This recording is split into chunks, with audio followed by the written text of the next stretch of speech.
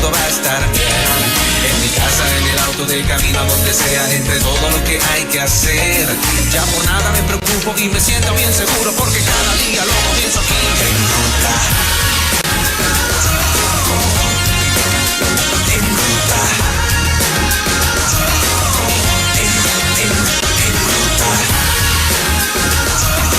Sé que todo va a estar bien en Ruta. Siempre cada día lo comienzo aquí en Ruta. Puerto Rico, buenos días, ¿qué tal? Estás en Ruta Nueva Vida 97.7 y bueno, estamos hablando acerca, poniéndonos al día con relación al tema del COVID-19 a casi un año ya, pues, bueno, un año porque... ¿Sí? ¿Ya? Un año, sí, en febrero. Para esta fecha ya la cosa estaba en Puerto Rico, ¿no? Sí, ya en otros lugares había comenzado desde noviembre, diciembre. En aquel entonces yo recuerdo que yo especulé de que no teníamos la información, pero que mi experiencia me daba a pensar de que esto llevaba en China más tiempo de lo que los chinos habían notificado. Okay. Y definitivamente eso ya se sabe que fue así. Okay. Es lo mismo que pasa con estas nuevas cepas mutantes que están ocurriendo ahora. Quisiera tomar un tiempo para hablar sobre esto, pero antes de entrar a esto, hay una pregunta de las mascarillas. Que ahora se está diciendo que se deben utilizar 2 mascarillas, pero de las recomendadas, o sea, de las que están aprobadas, no de tela. ¿Cuál es el propósito? Le voy a decir. Ajá. Hay 2 mascarillas que son las adecuadas. Las damas están y los industriales ingeniosos puertorriqueños están cosiendo mascarillas de tela. Eso es una barrera, pero no nos da la protección que nos da una mascarilla quirúrgica o una mascarilla de las que protegen menos partículas, pueden penetrar a nuestro torrente respiratorio, como las N95. Así que ponernos 1 o 2 mascarillas o ponernos una mascarilla quirúrgica y encima una de tela añade protección, pero disminuye la cantidad de aire que nosotros podemos ingerir, respirar. Sí. Y eso puede traer otros problemas. Exacto. Precisamente quería preguntarle en esa línea, yo he estado experimentando, no sé si es una cosa mental, pero estoy en la brega, en la finca, hay gente alrededor, estoy con mi mascarilla puesta, me pongo la primera que encuentre. Me pongo la mascarilla de colores, de muñequitos, de la quirúrgica, la de Mickey Mouse, la que aparecía, la que me dieron, de navideña, tú sabes. Y he empezado a sentirme como extraño. Claro. O sea, uno suda, uno está bregando, uno está trabajando, y he empezado a sentirme mal, realmente mal, y me tengo que quitar, irme en una esquina y quitármela para recobrar aliento. Eso y me empiezo a preocupar porque no me pasaba al principio, ahora sí. En el aire que nosotros respiramos, el oxígeno, solamente hay un 21% del aire que es oxígeno.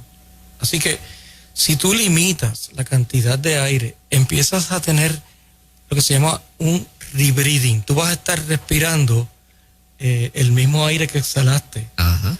Pues vas a ir disminuyendo ese porcentaje de oxígeno y te baja la cantidad de oxígeno en tu torrente sanguíneo. Te mareas. Y te mareas. Claro. Y te puedes desplomar. Así que no es aconsejable usar muchas capas de mascarilla. Con una capa quirúrgica o una N95 es suficiente. Si usted se quiere poner una decorativa de tela porque le pega con lo que está en la actividad que está, sí lo puede hacer, pero sabe que tiene que, no es para correr, ir a hacer ejercicio con 2 mascarillas, porque nuestro cuerpo en actividades físicas exige una respiración más alta porque queremos oxigenar mejor nuestros tejidos. Claro. Y no vamos a pretender que esa misma cantidad de oxígeno esté en un ambiente cerrado. Doctor, ¿iba a explicar algo usted? Cuando arrancamos le dio oportunidad a la pregunta de Moraima y ahora de Fernán. ¿Usted quería plantear algo?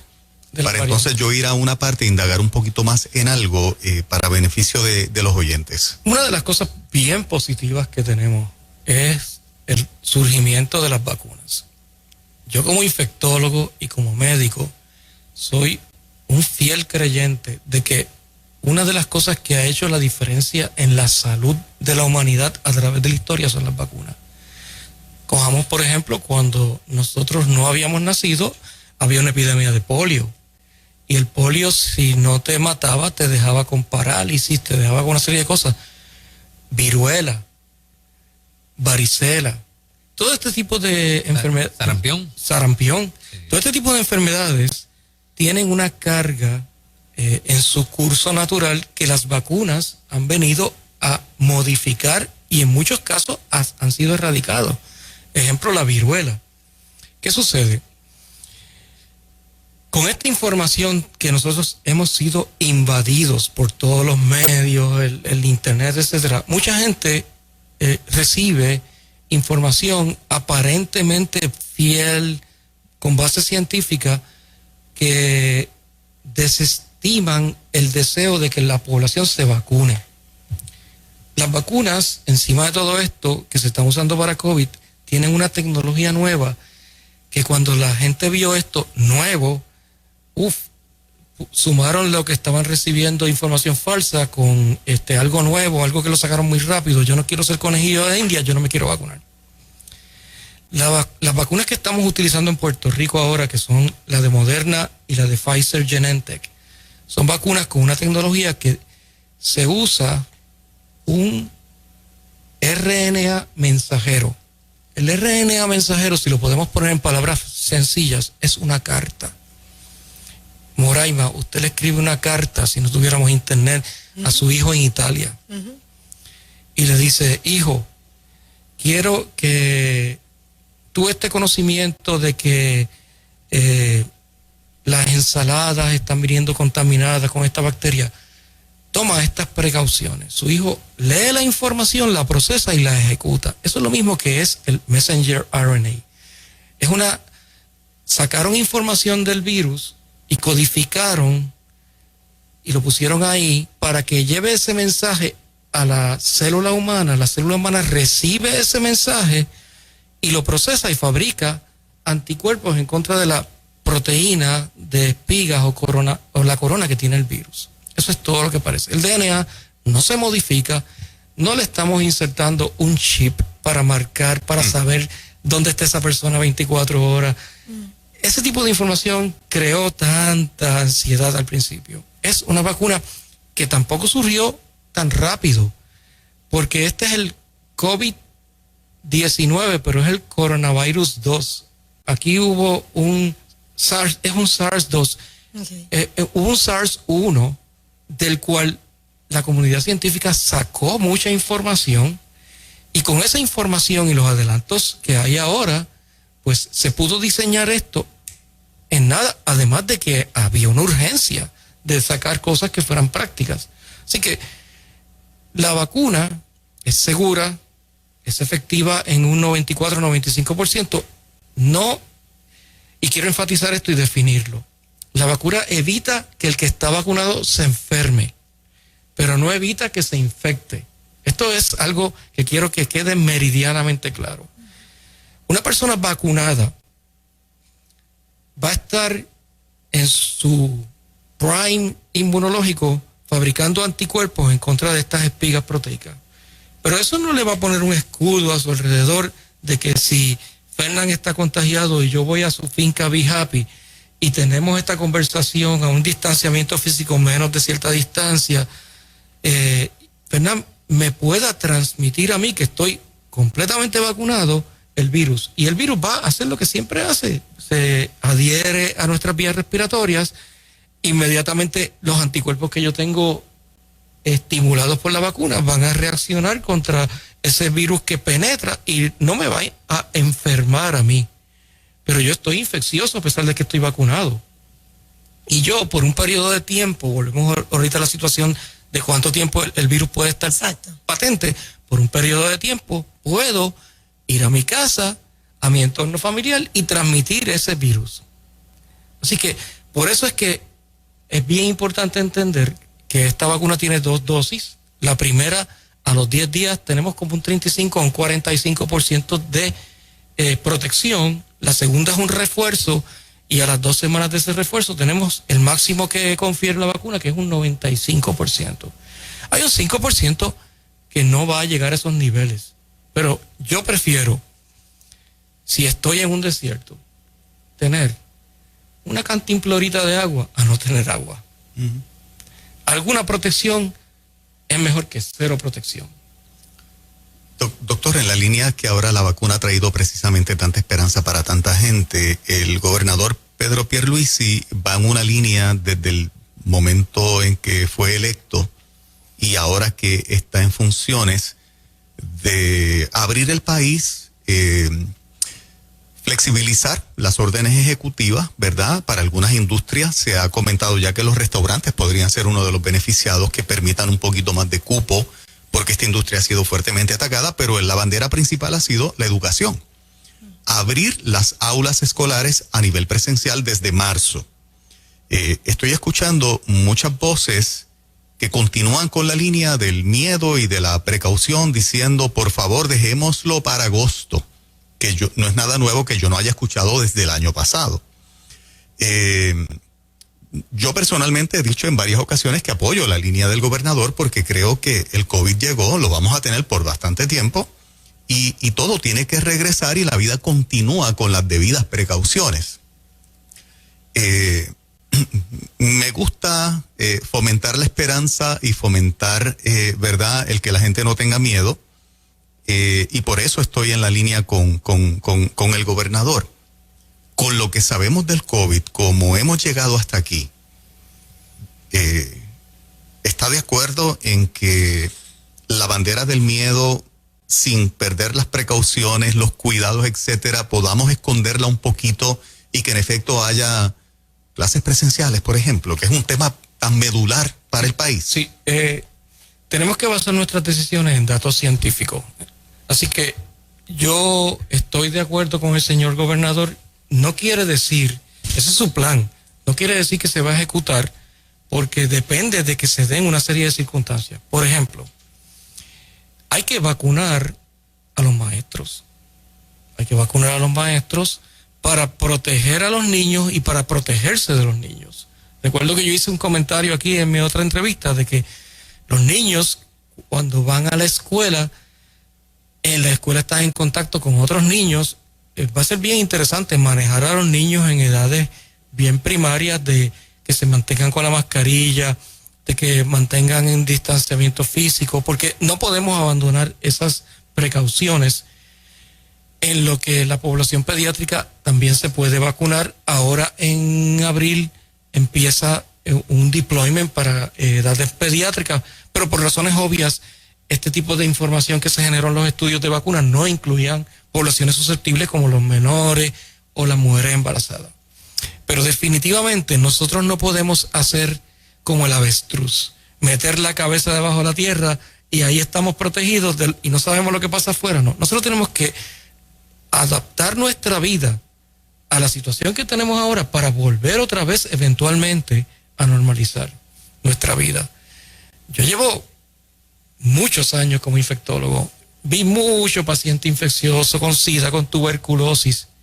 Nunca me contagié. Primero, por la gracia de Dios, pero yo seguía todos los protocolos que yo mismo también profesaba y enseñaba. Uh-huh.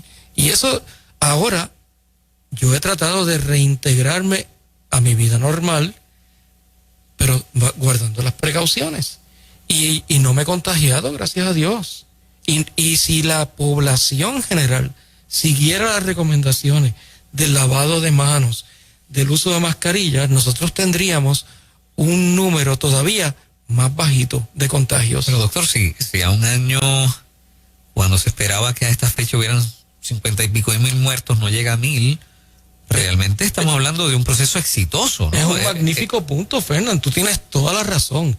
Lo que tenemos ahora es gracias al efecto de las órdenes ejecutivas con mayor o menor acierto para proteger el que no haya más contagios. Uh-huh. Yo, afortunadamente en mi familia, no he tenido a nadie contagiado y a nadie fallecido, uh-huh, pero he conocido colegas. El último me dolió mucho porque nos conocíamos desde el hospital de veteranos, el director de nefrología de uno de los principales hospitales en San Juan.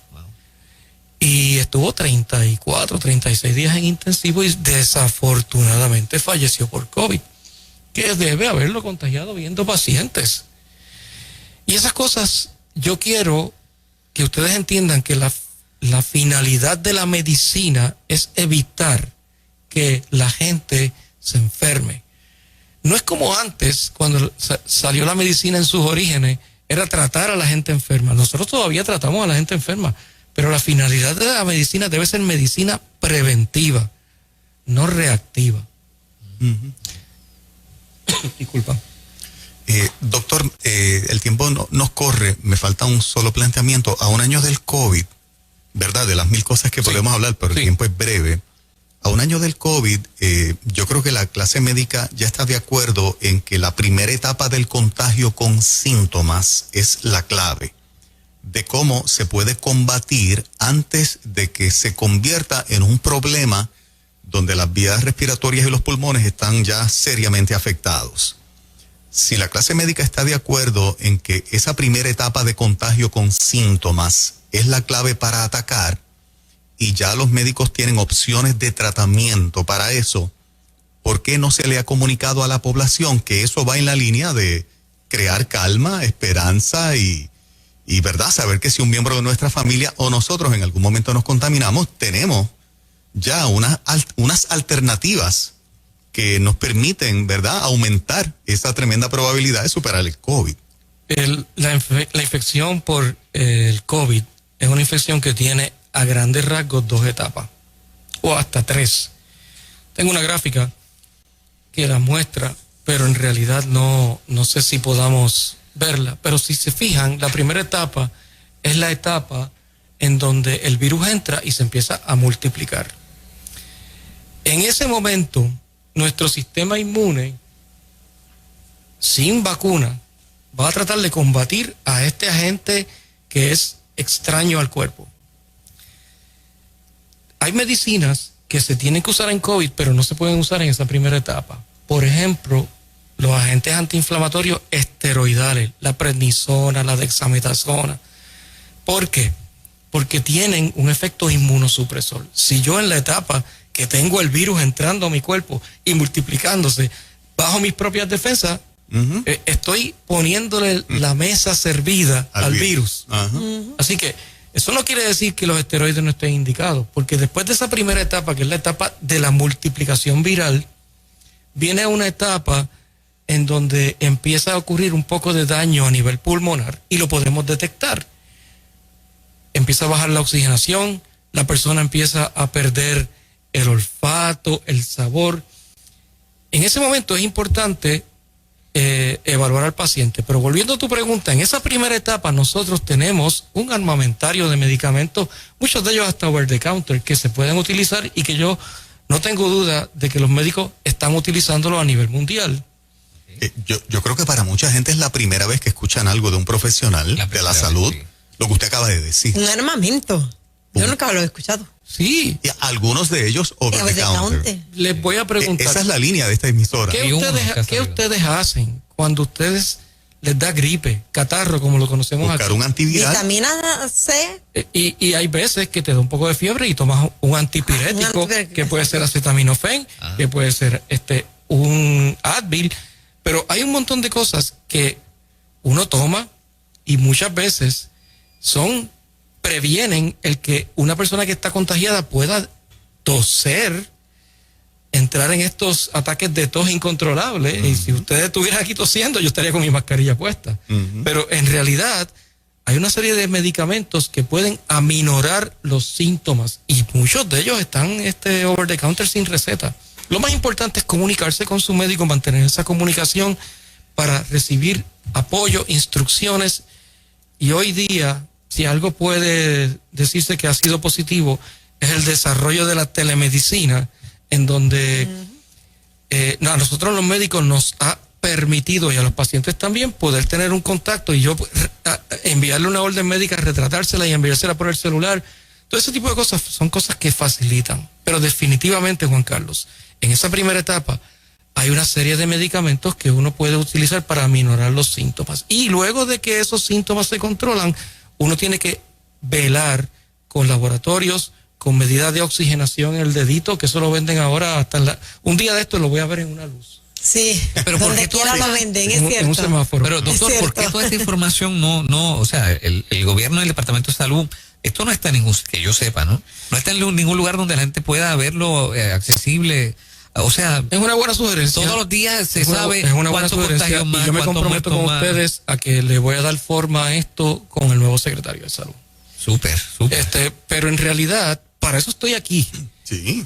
Es la segunda vez que ustedes me dan la oportunidad de hablar y estamos como en una conversación. Esta conversación que yo estoy teniendo con ustedes la tengo probablemente a diario con gente que me conoce, que me pregunta, etcétera. Así que en esa segunda etapa, usted va a medir temperatura, va a medir % de oxigenación con el medidor en el dedito y síntomas.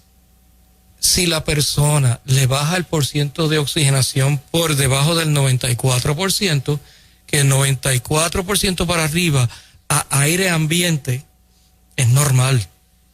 Pero si le baja de 94%, si aparece fiebre nuevamente, si empieza a sentirse cansado, es el momento que hay que hacerle marcadores de inflamación y pruebas de sangre específicas a ese paciente para determinar si llena unos criterios y entonces tenemos que intervenir. ¿Intervenir cómo? Intervenir todavía fuera del hospital, porque el hospital es la última arma que tenemos. Y si algo yo quiero decirles hoy es que el hecho de que los números y el porcentaje de hospitalización en Puerto Rico esté tan bajo se debe a muchas cosas. Una es los controles que se han establecido. Segundo, a que esa comunicación con los médicos en su gran mayoría ha sido efectiva y se han estado dando instrucciones que los pacientes han seguido. Si hay que dar algún medicamento, se pueden utilizar esteroides si se llegan a esos criterios y se da por boca y no hay que hospitalizarlo. Ese fue el protocolo que usó el doctor Fernando Cabanillas, oncólogo, especialista en linfoma, y el doctor Javier Morales, infectólogo. Es algo que se conoce de años, que la prednisona es un antiinflamatorio por excelencia. Y el doctor Cabanilla ha tenido buenos resultados, excelentes. El protocolo está cerrado, pero él no tuvo ningún paciente. Y él tuvo como paciente al previo secretario de Salud, que se contagió cuando fue a ver a sus hijas a Estados Unidos, y vino y empezó a desarrollar síntomas, fue al hospital, le hicieron un CT, el CT daba clásico apariencia de COVID, le hicieron la prueba, le hicieron los parámetros, llenaba los requisitos, lo comenzaron el protocolo y está vivito y coleando. Y no estuvo hospitalizado. Esa información hay que dársela a la población. Esa información el Departamento de Salud tiene que proveerse. Hace rato. Yo sé que hoy estamos en Nueva Vida está solita en ese campo, de verdad, modestia aparte. Yo lo sé. Y yo sé que estamos en este formato hoy, pero si ustedes estiman que quieren abrir un día a preguntas de sus oyentes, yo estoy dispuesto a venir.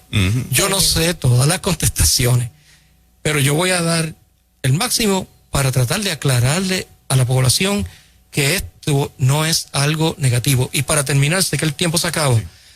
Mencioné que este virus se replica, y en la previa entrevista dije que el sistema de replicación de los virus de RNA tienen una baja fidelidad. Tú me vas a entender, Fernando.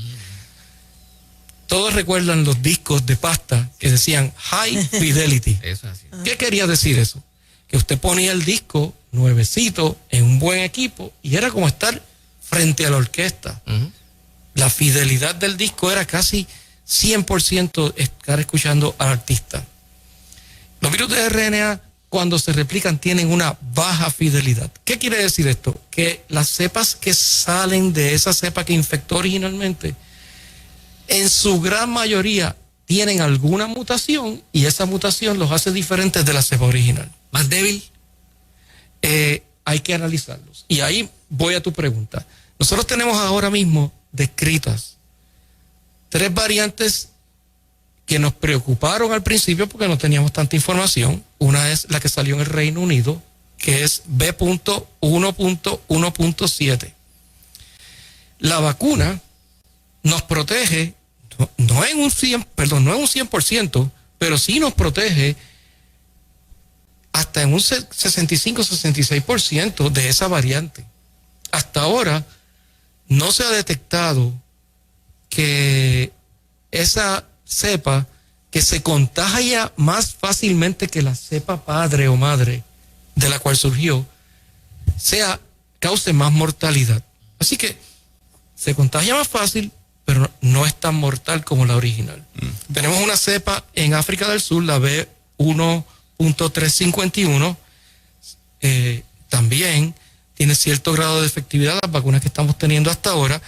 Es por esto que yo me atrevo a predecir de que eventualmente vamos a convertir este proceso de vacunación, en lo que todo esto se controla, en una vacuna que tengamos que tener refuerzos cada cierto tiempo, como una vez al año, no sé. Los que participaron de los estudios de las vacunas ya llevan 8 meses. Se han seguido evaluando y siguen teniendo anticuerpos. Tengo mucha información, me ofrezco para volver. Claro. Seguro. Y ha sido de verdad un verdadero placer para mí. Para nosotros también. ¿Verdad? Sí, aprendimos muchísimo. A mí me encanta del doctor, ¿verdad? Que él está como siempre en el centro. No le gustan los extremos. Y yo creo que, ¿verdad? Precisamente la línea del balance en esto es lo que juega un papel fundamental para los que escuchan la emisora todo el tiempo. Se dan cuenta una vez más que nosotros no estamos combatiendo nada. Estamos tratando de educar y a veces emitimos nuestras opiniones a nivel personal, que alguien puede entender que dijimos X cosa, pero como se dan cuenta consistentemente con todos los doctores que participan aquí, William Ruiz es uno de ellos, que nosotros desde el día que anunciaron las vacunas celebramos el impacto de paz y de tranquilidad que había tenido en la gente. Así que en ese sentido creo que cada cosa que seguimos haciendo evidencia lo que dijimos desde el principio. Fernando, ¿tú tienes algo más? ¿Abrimos las escuelas, sí o no? Yo creo que sí, pero eso es mi impresión ahora. Bien. Hay que pasar una serie de pasos. Primero hay que vacunar a los maestros. Entiendo que ya los maestros de más de 65 años los están vacunando. Sí. Nosotros dependemos de que nos suplan las dosis necesarias. Nosotros estamos recibiendo alrededor de 41,000 dosis por semana. Tenemos un batting average espectacular porque estamos poniendo casi todas esas dosis según las recibimos. Pero escuché un planteamiento interesante en el día de ayer con relación a la vacunación de los maestros, en términos de que deberían organizar esa vacunación para asegurarse de que se vacunan los que están dentro de las escuelas que van a abrir.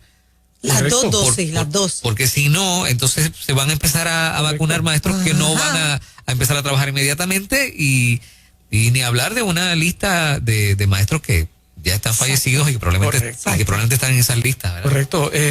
Tú tienes toda la razón, Fernando. Y que alguien va a agarrar esa vacuna que no la necesita. Volvemos al ejemplo que usé ahorita del fuego en la sala.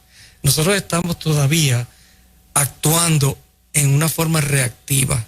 Va a llegar el momento en que va a pasar como pasó con SIDA. Vamos a actuar en una forma proactiva. Mensaje último que quiero decir. Cada uno es responsable de hacer las cosas bien para poder cortar el ciclo infeccioso. Aquí tan responsable es el gobernador como es el responsable Carlos Rivera del barrio Chupacayos de Ceiba. Tenemos que vacunarnos. La vacuna es segura, está siendo manejada por profesionales que saben cómo manejarla y tenemos que inmunizar entre 70 y 85% de la población mundial, no es de Puerto Rico, para poder tener esa inmunidad de rebaño que pueda cortar el ciclo. Yo quiero preservar la vida de cada ser humano, que nosotros tengamos acceso por las ondas radiales y que yo tenga acceso directamente. De ustedes y de todos los que no conozco. Qué bueno. Gracias, doctor. Para la próxima abrimos las líneas y que el público sea su entrevistador y que plantee las preguntas. Espero que lo traten también como yo creo que lo hemos tratado bien. Seguro que sí. De Dallas nos escribe una persona al teléfono de Nueva Vida al WhatsApp que ellos abrieron en septiembre las clases y gracias a Dios a la fecha de ahora todo está bien, los niños están bien y no ha ocurrido nada. Espectacular. Bendito Dios por eso. Gracias, doctor. Un abrazo. Un abrazo a ustedes y a nuestros radioescuchas. Seguro que sí. Excelente. Qué bueno. Con nosotros el doctor Carlos Rivera Vázquez, infectólogo, y en breve hablamos con nuestro amigo el licenciado Jorge Lucas Escribano acerca del proyecto del Senado 130 de Migdalia González. Con eso venimos, nadie se vaya.